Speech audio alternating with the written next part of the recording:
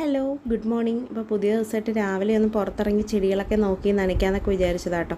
അപ്പം രാത്രിയിലൊക്കെ നല്ല മഴയത് കാരണം നനയ്ക്കേണ്ട അവസ്ഥ വന്നില്ല കേട്ടോ. അപ്പം നോക്കിയപ്പോൾ ചില ചെടിച്ചട്ടികളൊക്കെ പൊട്ടിയിരിക്കുന്നു. ചെടിച്ചട്ടി മാത്രമല്ല, ചില കോണുകളും ഒക്കെ പൊട്ടിയിരിക്കുന്നു കേട്ടോ, വൈറ്റ് കളറിലെ. അപ്പോൾ നമ്മൾ ഓർക്കിഡ് ചെടികളൊക്കെ നട്ടുകൊള്ളുന്നൊരു ശ്രദ്ധയ്ക്ക് കേട്ടോ, ഭംഗി കണ്ട് മാത്രം ചെടിച്ചട്ടികൾ സെലക്ട് ചെയ്യരുത് കേട്ടോ. നമ്മൾ എന്നും മാറ്റുന്ന സാധനമല്ലല്ലോ നമ്മുടെ ചെടിച്ചട്ടി എന്ന് പറയുന്നത്. അപ്പോൾ ഇത്തിരി ക്വാളിറ്റി ആയിട്ടുള്ള ബ്ലാക്ക് കളറിലെ പോട്ടോ അല്ലെങ്കിൽ റെഡ് കളറിലെ പോട്ടോ ഒക്കെ വേണം. ടെറാക്കോട്ട കളറൊക്കെ ഉണ്ടല്ലോ, അതൊക്കെ വേണം സെലക്ട് ചെയ്യാനായിട്ട്. അല്ലെങ്കിൽ മൺചട്ടികളുണ്ടല്ലോ, അതായിരിക്കും കൂടുതൽ ലാസ്റ്റ് ചെയ്യുന്നത്. അപ്പോൾ അങ്ങനെയുള്ള ചെടിച്ചട്ടികളൊക്കെ എടുക്കുക കേട്ടോ. അപ്പോൾ എനിക്ക് വന്ന അബദ്ധമെന്ന് വെച്ച് കഴിഞ്ഞാൽ വൈറ്റ് കളറിലെ പോട്ട് ഞാൻ ഒരുപാട് വാങ്ങിച്ച് നല്ല ഭംഗി ഇങ്ങനെ ഹാങ് ചെയ്തിട്ടിട്ടുണ്ടായിരുന്നു. കുറച്ച് നാൾ കഴിഞ്ഞപ്പോൾ അതെല്ലാം ഇങ്ങനെ ക്രാക്ക് വന്ന് മൊത്തവും പൊട്ടിപ്പോയി. കുറേയൊക്കെ ഞാൻ മാറ്റി കേട്ടോ. പിന്നെ ഇതെൻ്റെ ഓർക്കിഡിൻ്റെ ഒരു ടവറാണ്. അപ്പോൾ ഇതിന് മുന്നേ നിങ്ങൾ കണ്ടു കാണും, ഞാനതൊരു PVC-ലാണ് കേട്ടോ സെറ്റ് ചെയ്തിരിക്കുന്നത്. അപ്പോൾ അതിനകത്ത് കരിക്കഷ്ണം ഓടിൻ്റെ പീസൊക്കെ വെച്ചിട്ട് അതിൻ്റെ ചുറ്റിനും ചകിരിയൊക്കെ വെച്ചിട്ട് ഒന്ന് സെറ്റ് ചെയ്തേക്കുന്നത്. ഡെൻഡ്രോബിയാണ് നട്ടിരിക്കുന്നത്. എന്നും പൂക്കളാണ് കേട്ടോ, നല്ല റിസൾട്ടാണ്. നിങ്ങളൊന്ന് ട്രൈ ചെയ്ത് നോക്കണം കേട്ടോ. പിന്നെ അത് മാത്രമല്ല, നമ്മുടെ മൺകലമൊക്കെ ഉണ്ടല്ലോ, പൊങ്കാലയൊക്കെ ഇട്ട മൺകലം വേസ്റ്റ് വന്നിട്ടുള്ള അത് പിന്നെ നമ്മൾ യൂസ് ചെയ്യുന്നതേ ഇല്ല. അപ്പോൾ അതിനകത്തൊക്കെ ഇതുപോലെ ചെറിയൊരു ഹോളൊക്കെ ഇട്ടിട്ട് വെള്ളം ഊർന്നു പോകുന്ന ഹോളൊക്കെ ഇട്ടിട്ട് അതിനകത്തും എല്ലാം ഓർക്കിഡ് വെച്ചിട്ടുണ്ട്. അതുമൊക്കെ നിറച്ചും പൂക്കളായിരുന്നു കേട്ടോ. അതുപോലെ തന്നെ നമ്മുടെ ഒരു ചെറിയൊരു മരത്തിൻ്റെ വേര് കിട്ടിയിട്ടുണ്ടായിരുന്നു. അത് ഞാൻ എന്നെക്കൊണ്ട് പറ്റുന്ന രീതിയിൽ ഇതുപോലൊന്ന് സെറ്റ് ചെയ്ത് കുഞ്ഞു തൈകളൊക്കെ വരുന്നതൊക്കെ എടുത്ത് അതിനകത്ത് വെച്ചിട്ടുണ്ട്. നല്ല പോലെ വേരൊക്കെ വന്നിട്ടുണ്ട് കേട്ടോ.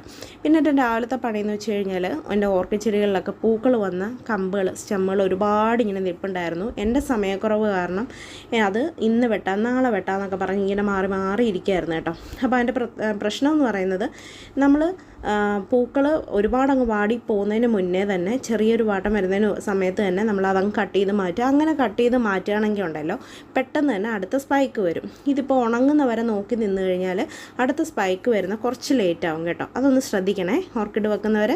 പിന്നെ അതിനൊക്കെ ഞാനിങ്ങനെ നോക്കിയപ്പോഴാണ് കേട്ടോ, ഒരു ലീഫിൽ ഒരു പ്രാണിയുടെ മുട്ട ഇട്ടിട്ട് അത് വിരിഞ്ഞ് ഇറങ്ങിയിട്ടുണ്ട് കേട്ടോ.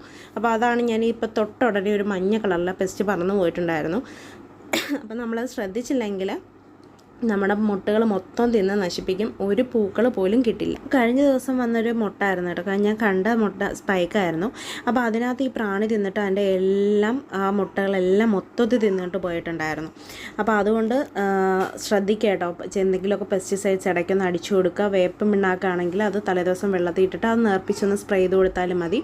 പക്ഷേ ആഴ്ച ഒരിക്കലെങ്കിൽ സ്പ്രേ ചെയ്ത് കൊടുക്കണം, അല്ലെങ്കിൽ റിസൾട്ട് കിട്ടില്ല കേട്ടോ. പിന്നെ അങ്ങനെ ഇങ്ങോട്ട് വന്നപ്പോൾ നല്ല മണം കേട്ടോ. അപ്പോൾ ഞാൻ നോക്കിയപ്പോൾ എൻ്റെ സൺഡേ മണ്ടേയിൽ നിറച്ചും പൂക്കളുണ്ട്. നല്ലൊരു ഫ്രാഗ്രൻസ് തരുന്ന ഒരു പ്ലാന്റാണ് കേട്ടോ സൺഡേ മൺഡേ.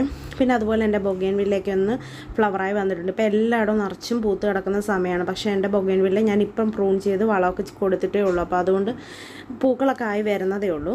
പിന്നെ അതേ കണക്ക് ഞാൻ എൻ്റെ കുറച്ച് മൺചട്ടിയിലൊക്കെ കൃഷി ചെയ്യുന്നതിനെ പറ്റിയിട്ട് പറഞ്ഞിട്ടുണ്ടായിരുന്നല്ലോ, കുമ്മായൊക്കെ ഇട്ട് വെച്ചിട്ടുള്ളത്.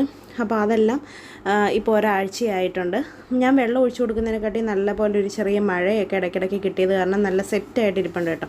പക്ഷേ ഞാൻ അതിൽ നിന്ന് കുറച്ച് മണ്ണ് മുകളിൽ നിന്ന് മാറ്റിയിട്ടാണ് പിന്നെ ചാണകപ്പൊടി ഇടുന്ന. കാര്യം എന്ന് വെച്ച് കഴിഞ്ഞാൽ ഞാൻ ഡയറക്റ്റ് ഇതിനകത്ത് വിത്ത് പാകുകയാണ് ചെയ്യുന്നത്. അപ്പോൾ വിത്ത് പാകുമ്പോൾ കുറച്ച് മണ്ണ് മതി. പിന്നെ നമ്മൾ ചെടി വളരുന്നതനുസരിച്ചിട്ട് വളവും മണ്ണും ഒക്കെ ആഡ് ചെയ്ത് കൊടുത്താൽ മതി. അപ്പോൾ അതനുസരിച്ചിട്ടാണ് മണ്ണെടുത്തിരിക്കുന്നത്.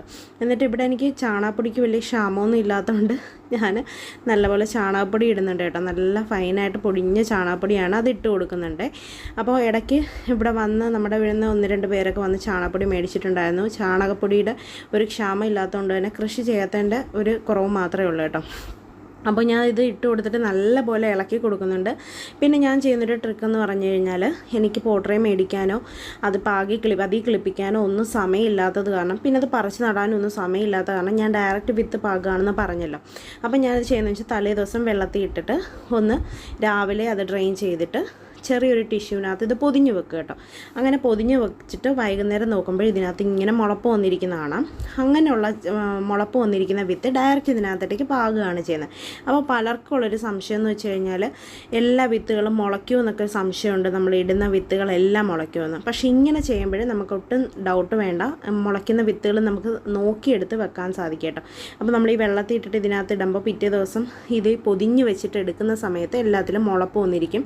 അപ്പോൾ മുളയ്ക്കാത്ത നമുക്ക് മാറ്റി കളഞ്ഞിട്ട് മുളപ്പ് വന്നത് മാത്രം നട്ടു കൊടുക്കുക കേട്ടോ.